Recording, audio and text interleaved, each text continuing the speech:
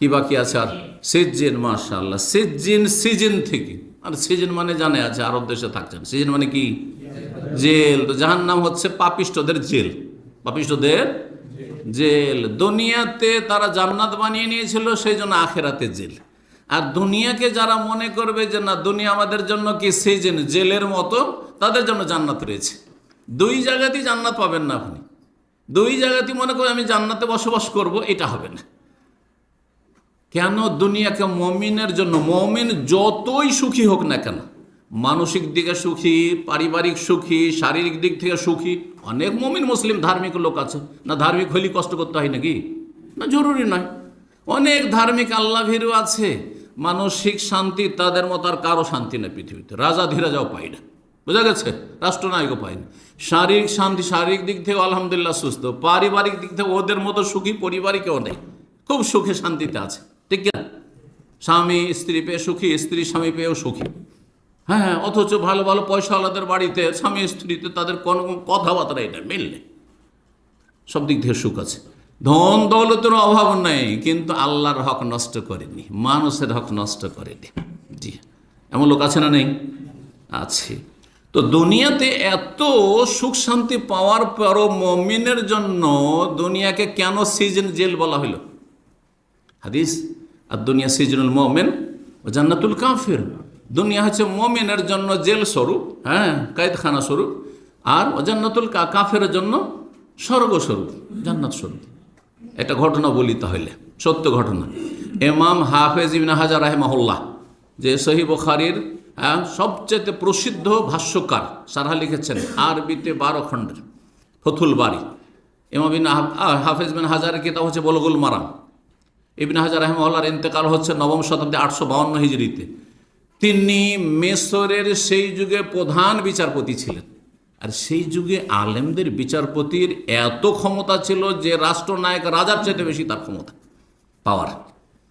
কারণ রাজাকে সেই আইনের কাছে মাথা নত করতে হবে।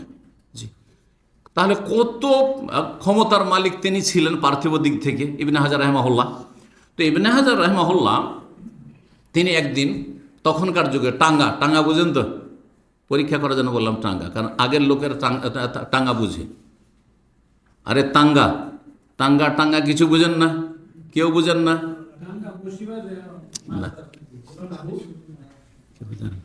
ঘোড়া গাড়ি বুঝেন? টমটম বুঝেন? এত কেউ যে বললেন না। আগের যুগের ভাষাতে টাঙ্গা বলা হইতো, টাঙ্গা বা টাঙ্গা বলা হইতো। তো তিনি ঘোড়ার গাড়িতে চড়ে টমটমে চড়ে যাচ্ছেন। তখনকার ঘোড়ার গাড়ি ওই রকম থাকতো, হাইফাই, মানে আমাদের দেশের এই ফুটপাতিয়া নয়। তার প্রধান বিচারপতি তিনি, মিশরের রাস্তায় তিনি ঘুরতে বেরিয়েছেন। তখন একজন ইহুদি খুব আর্থিক দিক থেকে কষ্টে আছে, আর্থিক, শারীরিক, মানসিক দিক থেকে, সার্বিক দিক থেকে খুব কষ্টে আছে। তখন এসে বলছে যে আপনি তো দেশের কি প্রধান বিচারপতি, আপনি রাইসুল কোজাত, তখনকার যে কাজীউল কোজাত বলা হইত, যদি কাজীউল কোজাত বলা জায়েজ নাই, রাইসুল কোজাত বলা উচিত, প্রধান বিচার, চিফ জাস্টিসকে। তো আর আপনি কত সুখ, আপনি একজন মুসলিম, হ্যাঁ, আর একজন বড় আলেম মুহাদ্দিস, আপনি কত সুখে আছেন, আর আমি একজন কাফের কত কষ্টে আছি। অথচ আপনাদের নবী বলেছেন আদ-দুনিয়া সিজনুল মুমিন ও জান্নাতুল কাফের। দুনিয়া হচ্ছে মুমিনের জন্য কি? জেল, আর কাফের জন্য জান্নাত। তো আমি তো জাহান্নামে আছি, আমি তো কাফের ইহুদি, আমি জাহান্নামে, আর আপনি জান্নাতে আছেন, দুনিয়ার স্বর্গে আছেন, জান্নাতে আছেন। তাহলে তো আপনার নবী তো সত্য কথা বলেননি। তাহলে এতরাজ দেখেন সেই ইহুদি কত বিচক্ষণ, কিন্তু বুঝতে পারছেন? এর জবাব হয়তো আপনারা দিতে পারবেন না। যে শুনে রাখেন ভালো করে, ইবনে হাজার রাহিমাহুল্লাহ, সুবহানাল্লাহ, এটা হচ্ছে এলেমের বরকত, হ্যাঁ, এলেমের দক্ষতা, গভীরতা।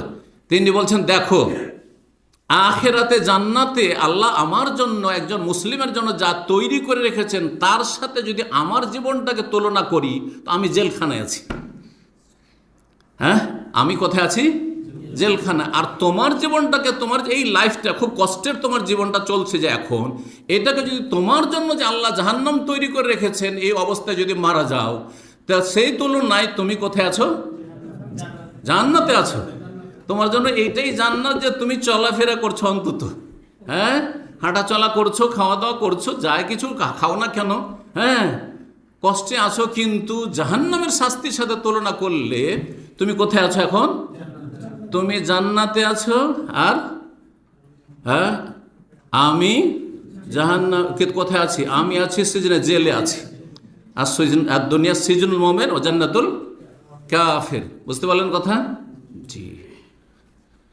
কেন?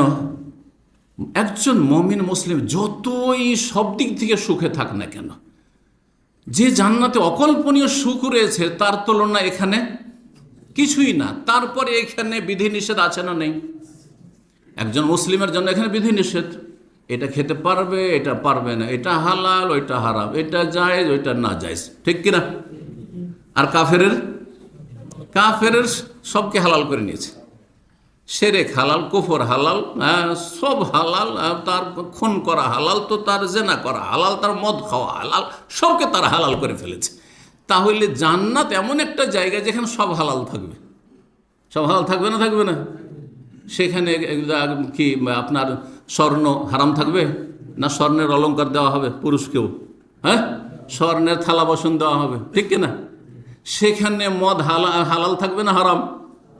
মদ দেওয়া হবে না?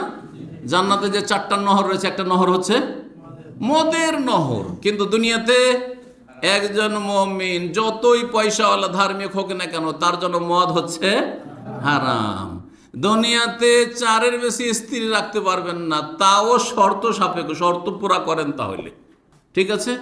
কিন্তু জান্নাতে ওয়ালাকুম ফিহা মা তাশতাহি, যা চাইবে তাই তোমাদেরকে দেওয়া হবে। বোঝা গেছে? জি।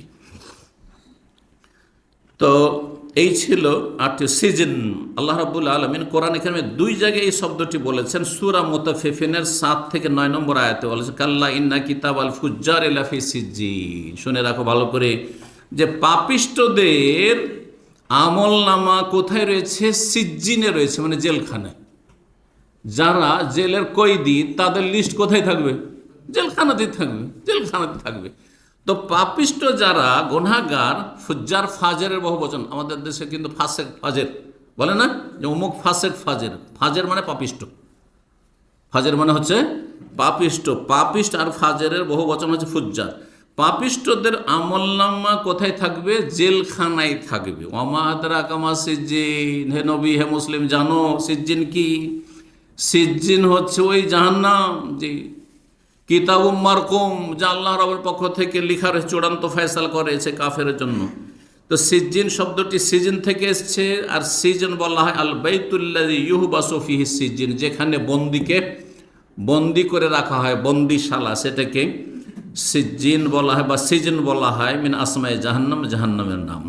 এছাড়া জাহান্নামের কিছু গুণবাচক, এগুলি তো নাম হয়ে গেল, গুণ রয়েছে বা বিভিন্ন আরও কিছু নামে জাহান্নামকে উল্লেখ করা হয়েছে, কিন্তু সেগুলির নাম নাই, সেগুলি গুণগত বিষয়। জাহান্নামের গুণ, যেমন জাহান্নামকে বলা হচ্ছে নারা সমুম। হ্যাঁ, সমুম মানে উত্তপ্ত, সম্মন থেকে, সম্মন মানে বিষ, বিষাক্ত, জি। আর বেসাল মসির, খুব জঘন্য বাসস্থল। বেসাল কারার, জঘন্য স্থান। বেসাল মেহাদ, জঘন্য আপনার দোলনা, জি, বা কোল। অবেসাল বিরুদুল মৌরুদ, ঘাট বলা হয়েছে, জঘন্য ঘাট যেখানে অবতরণ করতে হবে। দারাল বাওয়ার, ধ্বংসের স্থান। জান্নাতকে দারুস সালাম বলা হয়েছে, আর জাহান্নামকে দারাল বাওয়ার মানে ধ্বংসের ঘর, ধ্বংসের ঘর। দারাল ফাসিকিন, পাপিষ্টদের ঘর বলা হয়েছে। সুউদ্দার, আল্লাহুম সুউদ্দার, মন্দ ঘর, নিকৃষ্ট ঘর বলা হয়েছে। আসফালা সাফেলিন, জাহান্নামকে কি বলা হয়েছে? আসফালা সাফেলিন, এটা গুণ জাহান্নামের।